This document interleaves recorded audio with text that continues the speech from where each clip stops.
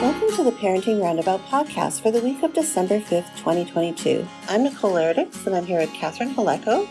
Hello. And Terry Morrow. Hello. Every week we chat about what parents are talking, complaining, and obsessing about right now. And this week we're complaining about bad habits and obsessing about dream jobs. We also take a couple of breaks for an entertainment discussion and a recommendation roundup. Today we are talking about things our kids do better than we do. Well, clearly my son does a lot better in school than me because he's in medical school right now.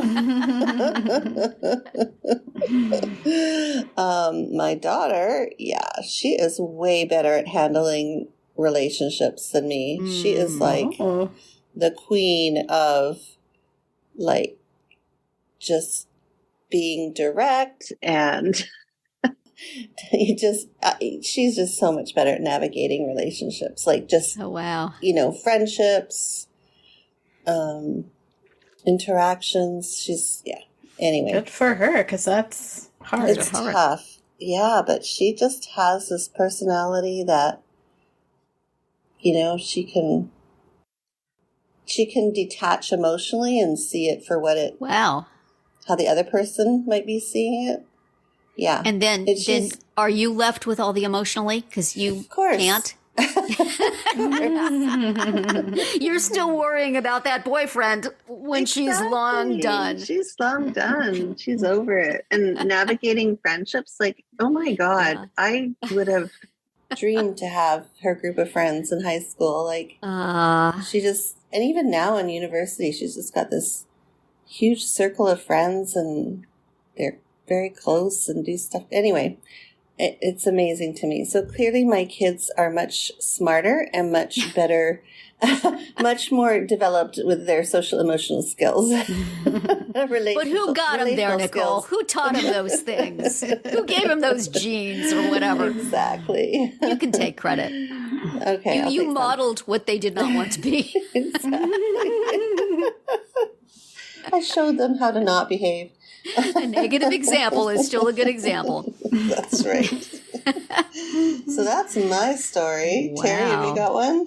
Yeah. I've been noticing lately that maybe this is sort of a relationship thing. Yeah, it's not really. It's just my daughter's a lot better at small talk with strangers than I am. Oh. I've been going to the Rosary Society at my church for some time. And, there's a mass and then the rosary, and then there's a social time where there are snacks and gambling, 50-50s. And I feel so awkward. Just, sometimes I try to sit with somebody I know and then it's okay. But if I'm sitting with people I don't know, I just cannot start a conversation. And I feel so awkward, and I sneak out the back door after I finish my cookies. But lately I've been bringing my daughter with me, and she just starts conversations with people with no problem at all. People that I've seen there for years and never said a word to, she just starts talking to.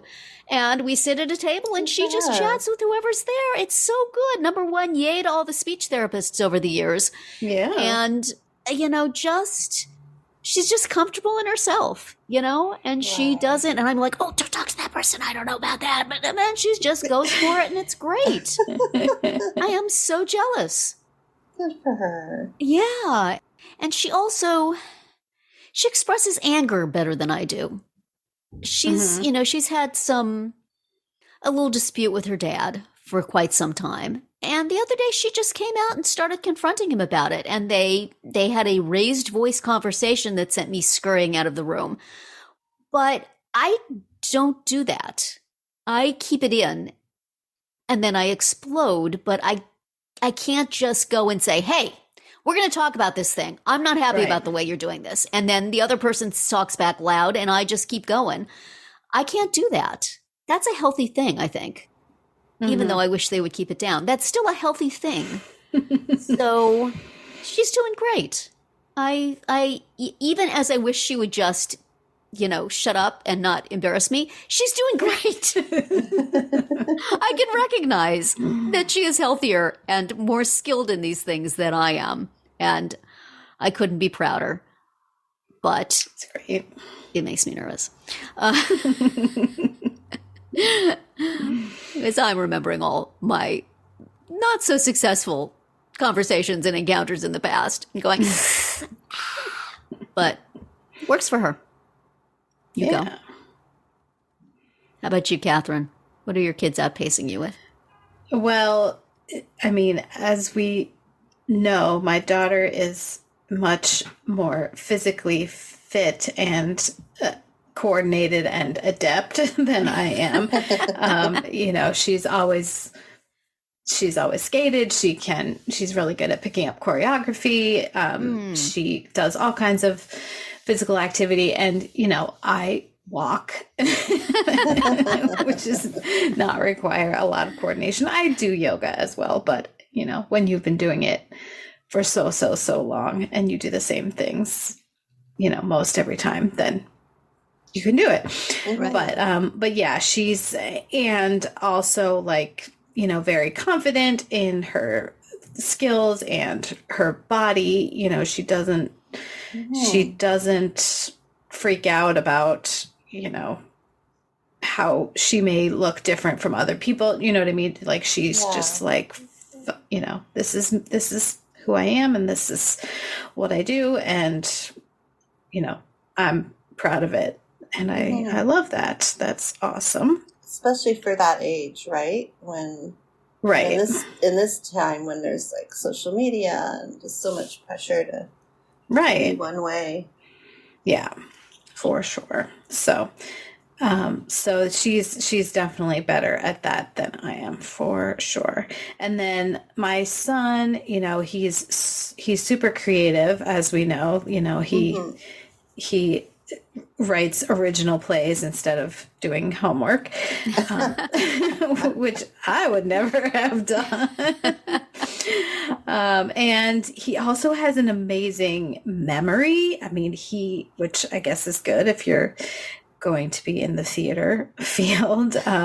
You know, he remembers, he can memorize things, but also he just does remember things. You know, like, you can say, you know, what was that place we went? Or, you know, he remembers all that stuff. So yeah, he's got an impressive grip on all that, even from when he was a really little kid. You know, like, we'd drive by, like, the pool, or, you know, the city pool in, like, February, and he'd remember eating popcorn there the last summer, even though that was like a third of his life away, you know, like, he was only like 3 at the time. So how could he remember, you know, something that happened several months ago? So, my son also has a really amazing, quirky, but amazing memory. You know, it's, he remembers what is of interest to him, I think. But we always, if I need to know what date something happened, or what date we moved somewhere or did something, or what went on that vacation, he can just come up with it right out of his brain. Yes. Yeah. And, you know, I think I've said here before that he and my husband figure out what we're going to have for dinner each week, and he can remember the last time we had a particular thing pretty exactly, even over a long space of time. You know, there's a long rotation of stuff. Right. And my husband will go back and look it up and find that, yes, indeed, we did have it then. So that's impressive. But anytime I need to know a date of something, he'll remember people's birthdays, license plates. Oh, license plates. Yeah. So he'll always, you know, if he sees somebody, he'll say that he saw somebody he knew at Home Depot. And I said, oh, did you actually see them? No, I just saw their car. So, you know, and he knows, he's always been able to memorize stuff about cars and match the key to them, and then know if they see somebody's key, which car it was out in the parking lot, which is an excellent parlor trick and also makes him seem like a car thief. But amazing memory skills. But we know he's not. Yes, and I particularly appreciate memory skills since I have fewer and fewer by the day. Right. So it's like somebody asks me an important date, and I'll say, just a minute, I have to ask my kid. Excuse me while I quickly check with the expert. When was my birthday again? What year was I born, honey? It's hard to remember. Good for them. Your son can also identify keys, can't he? Yes. So if you ever need a key. Right. He's very good with keys. He's got a knack for keys. Yes. And he collects uncut keys now, so he knows what all the tops look like on the different models. And he'll just pore over the key online locksmith websites to learn more. Which is... It's good to have a hobby. It's good to have an interest. Yes. Yes. They're fascinating. Has very niche interests, but, whatever makes you happy. Right. Yeah. My niche interest is watching those TikTok videos on Facebook for hours. So, is it on Facebook or on Instagram they are, where you just get to that place where the reels or whatever, and you just fall down the hole, the deep hole. Yeah. And so wait, you're not on TikTok, but you still watch it? I think there reels must on be Instagram. TikTok. Maybe it's Instagram. I'm pretty sure they're TikTok. Maybe people just but they seem TikTok-y.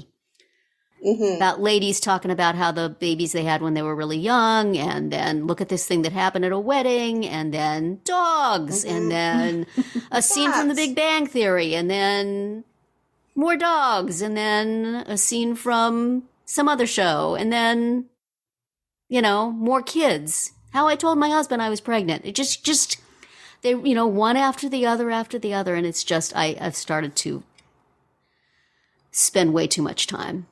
It's the sort of thing where you look up at the clock and you realize this is what I've been doing for X amount of time. I have a problem.